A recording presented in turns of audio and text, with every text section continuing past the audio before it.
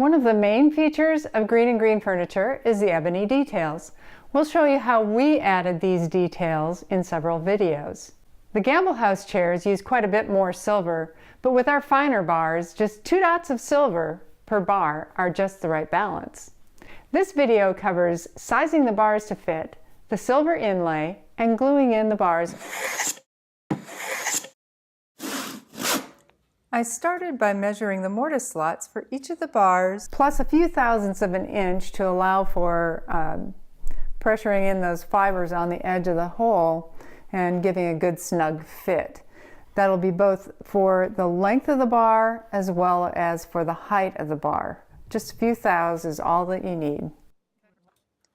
Here I'm measuring the length of each of the bars, then cutting them to length and testing the fit in the backsplat. Silver inlay.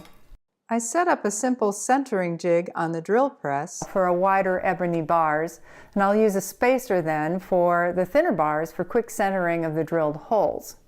I then drilled holes for the silver.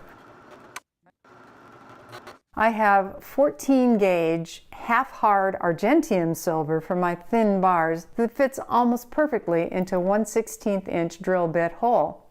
For thicker bars, you may want to use a heavier 12 gauge wire. You can pre-test it by using copper electrical wire as we used in our prototype chairs. I placed the holes on center for the height of the bar and 2/3 of the bar height in from the end. That gives me a pretty balanced look, something I feel is pretty pleasing.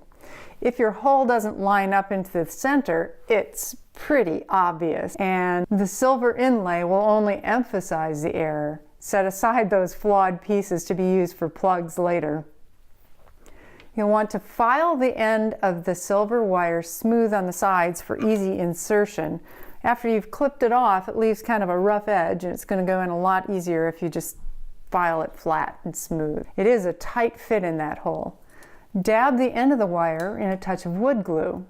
Insert the silver into the hole and leave a little space between the cutting edge of the pliers and the bar to allow the silver to be tapped into place. Push the silver into the bar using the pliers and then snip it off slightly proud of the surface. With a light ball peen hammer, tap the silver bar into the drilled hole, taking care not to drive it in too deeply as it could split the ebony like I did with this bar.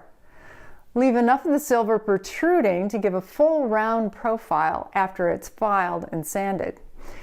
If you tap it in too far, the silver won't look round and you can just drill it out and replace it, but it's best not to have to do that in the first place. Then drag the silver across a file until it's just barely proud of the ebony. Take the bar back to the sanding block and sand through the grits, 100, 220, 320, 400, and 800. Final shaping, polishing, and sizing of the bars. Give the ends a slight shaping by dragging them with a swinging motion over 400 and 800 grit sandpaper. When you're happy with the shaping, take it to the buffing wheel. Using a bit of jeweler's rouge, polish the bar lightly on the front ends and the exposed areas of the sides that are going to show through in between the split in the backsplat. Take the bar back to the backsplat and mark it with a marking knife in the area in the center of the bar. Chamfer the rest of the bar so it doesn't crush the fibers in the backsplat on insertion. For the second matching bar, once you've gotten it to this same stage, double check the thickness of the 2 bars with the thickness of the backsplat. You'll want to make sure that the bars touch in the center but still remain proud of the surface by about that 3/16 or just slightly proud of the backsplat with the crown. Don't want that crown to get buried into the hole that you've put in the backsplat there. Mark which direction is up on the back side of the bar. That gap may be larger on the bottom than it is on the top of the bar. When we glued the bars into the backsplat, we added a small amount of hide glue to the mortise and to the chamfered bar sides and bottom, then tapped them into place.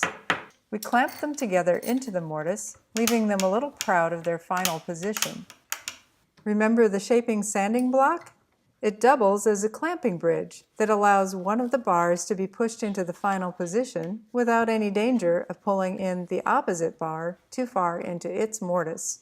The final position is set by bringing the edge of the curved top profile just above the surface of the backsplat. The process with the ebony details is labor-intensive, but the payoff is well worth the effort. That single spot of silver on the thin bar, it's just enough of an accent to draw the eye to the detail, but it's not over the top.